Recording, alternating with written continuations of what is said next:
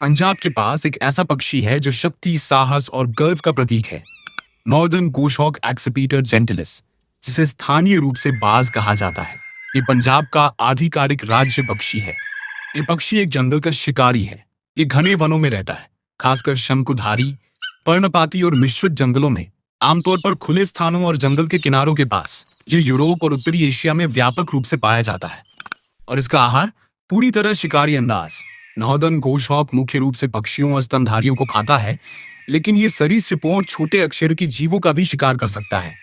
अब बात आंकड़ों की, पूरी दुनिया में इसकी आबादी लगभग 10 लाख से 25 लाख वयस्क पक्षियों के बीच मानी जाती है, लेकिन धीरे धीरे घट रही है। जंगल में यह आमतौर पर 10-11 साल तक जीवित रहता है और कुछ 20 साल तक भी जी सकते हैं। एक बेहद दिलचस्प तथ्य, नॉर्दर्न गोशॉक को जंगल का भूत, फैंटम ऑफ द फॉरेस्ट कहा जाता है। क्यों? क्योंकि ये घने जंगलों के बीच बहुत तेजी से उड़ सकता है, पेड़ों के बीच अद्भुत सटीकता से मुड़ता और घूमता है और अपने शिकार को चुपचाप पकड़ लेता है, इससे पहले कि उसे कुछ समझ आए।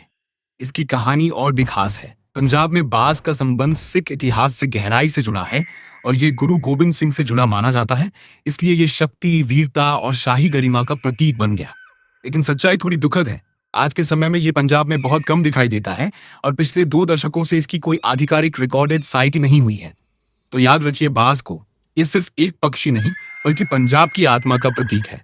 ऐसे ही और कंटेंट के लिए लाइक, शेयर, रीपोस्ट और फॉलो करें।